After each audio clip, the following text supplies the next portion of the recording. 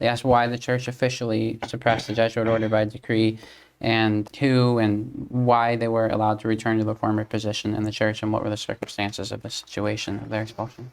Well, that is a historical question, of course. The Jesuit order was established in the 1500s by St. Ignatius Loyola, who had been a soldier who was wounded in battle, and in his very difficult recovery, he had undergone a great conversion.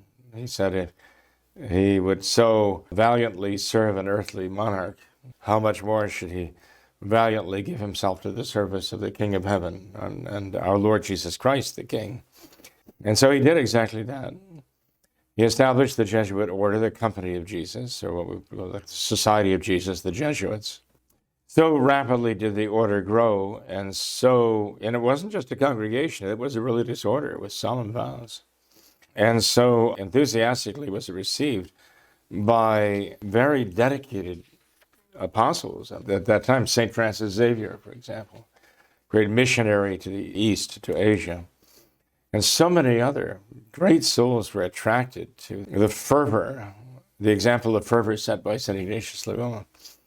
They signed on with the Jesuits, so that by the year 1600 or so, a man named Francois Marie Arouet, he was baptized by that name. The world knows him now as Voltaire, as you know. Voltaire was saying, if you want to destroy the church, you've got to start by destroying the Jesuits. How rapidly did this religious order become so important that even the avowed bitterest enemies of the church would say, you want to destroy the church, you've got to get past the Jesuits. Of course, that was what Voltaire was calling for. He was not an intelligent man, but he was extremely clever. And his entire fame and fortune was built upon being a satirist and making fun and mockery. And he was mocking truth. And there were plenty of people at the time who thought this was very entertaining, cheered him on, thought he was a great champion because his tongue was so sharp. Voltaire would end his letters by saying, écraser l'infâme, means to crush the wretched thing, meaning the church. So he knew what he was talking about. He said that if we allow even the memory of Christ or the memory of the church or the memory of Christianity to remain on the face of the earth, it will rise from the dead. He had a lot of faith. To think, to believe in the resurrection, even from a mere memory. He hated what he believed. Tragic, indeed. But anyway, the Freemasons that arose and the enemies of the faith, the church was facing this continually throughout her history. Enemies that wanted to suppress her. You think Voltaire saying, crush the wretch. You want to destroy the church, destroy the Jesuits first. But they were talking about destroying the church back then. Those who were of the mind of Voltaire actually took seriously what he had to say. And so they began to apply their intrigues against the Jesuits. They realized we have to crush the Jesuits before we can crush the church. So fast forward from 1600 to the middle 1700s. Yes, by that time, Masonry was up to its dirty work in England and in France. It was about to become illuminated in France, the Illuminati with Gnosticism. In 1759, you had the various kings, the Bourbon kings in France. You had kings of Spain and kings of Portugal and so on, most Christian kings, right? Of course, by that time, England had gone off the rails, right, with Protestantism. But you had the most Christian kings, or Catholic kings of France and Spain and Portugal. And remember, they also had their colonies too. So the influence went throughout the world. But the prime minister of Portugal was a man named the Marquis de Pombal, Freemason. In fact, there's some evidence that the ministers of France and Spain, as well as that of Portugal, were all Masons, closest to the king. They had the ear of the king. And one by one throughout the, let's say, 15, 20 years after 1759, those monarchs suppressed the Jesuits in their kingdoms and their colonies. And there are accounts of the Jesuits who actually were the first missionaries in Southern California, down the Baja Peninsula back then, because they were in Mexico and so. how they were just rounded up from their missions, rounded up at bayonet point by soldiers who were sent to take them away from their missions. They were loaded on ships, put in the cargo holds, and then just dumped off the coast of Africa. Jesuit priests and brothers, missionaries, treated this way. Many of them perished. Some of them actually somehow were repatriated. Some came back to Italy. But wherever they were in these Christian realms, so-called, they had gone from being loved and admired to being scorned and even illegal. They had powerful enemies, the Jansenists, who were the ones actually who were very, very instrumental in the French Revolution later. It's no accident that what happened in Bourbon, France, with the suppression and the expulsion of the Jesuits was going to be followed up by the French Revolution, turning against the king himself. Just a hatred of Catholicism was behind it. The Jansenists, often they were the legists, the lawyers who worked with the media, the press, as it was at the time. Sound familiar?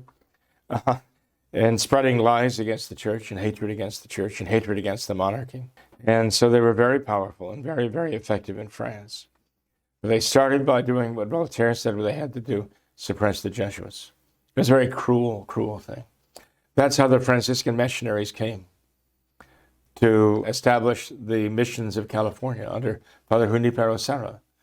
They were actually sent to replace the Jesuits and the missions from which the Jesuits had been expelled. It was a very ugly thing.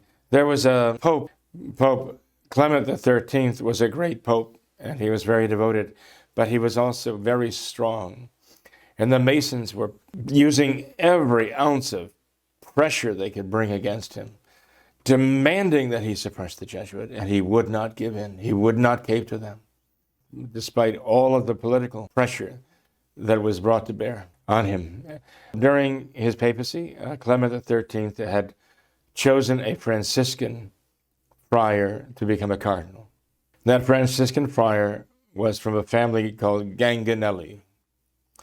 That Franciscan friar, now a cardinal, became the pope who would succeed Clement XIII. He took the name Clement XIV, but he was not the same metal as his predecessor. He was a very weak and cowering individual who could be flattered and could be threatened into submission. And the Masons knew that. The enemies of the church knew what kind of man he was, and they were insisting that he be the man who be the next pope. When you look back at the history of Clement XIV, you see a man whose entire papacy was controlled by flattery of the world and also by threats of what would happen if he didn't go along with what they said. This man suppressed the Jesuits in 1773. He actually wrote the decree the year before and then signed it July 1st, 1773. And suddenly it wasn't just in the provinces of France or Spain or Portugal that the Jesuits ceased to exist. It was throughout the entire church. The Catholic Church itself annihilated the Jesuits as a religious order. I mean, inconceivable. What did this do to the papacy to have a man like Clement XIV on the throne as a puppet of the Masons, And the popes who followed suffered terribly because of what this man did. Finally, in 1814, the Jesuits were restored by Pope Pius VII. I mean, here's a pope who was elected on the island San Giorgio Maggiore. He had to be elected there because, again, it was too dangerous to be out in the open. Napoleon was prowling, he wanted that control. But Pius VII reinstated the Jesuits, pretty much according to the old lines of how they were organized. But, it's as though they were never the same. It's as though they lost something. Now you think of the Jesuits that had been before. You think of the Jesuit North American martyrs and the greatness of these men. You think of the greatness of the minds of these educators in the 1600s and so on. But something went out of them. And when they were suppressed, they just didn't seem to have that fire anymore that made them so formidable adversaries of the enemies of the church. There are various histories of the Jesuits that are written. I'm sure there are those who document all of this. But you can be sure that the Jesuits would never have been reinstated if they had been the same that they had been before. The enemies of the church would never have permitted it. And we see now what has become the Jesuit order. And practically the leaders of the revolutionaries, all the way up to Francis himself, right?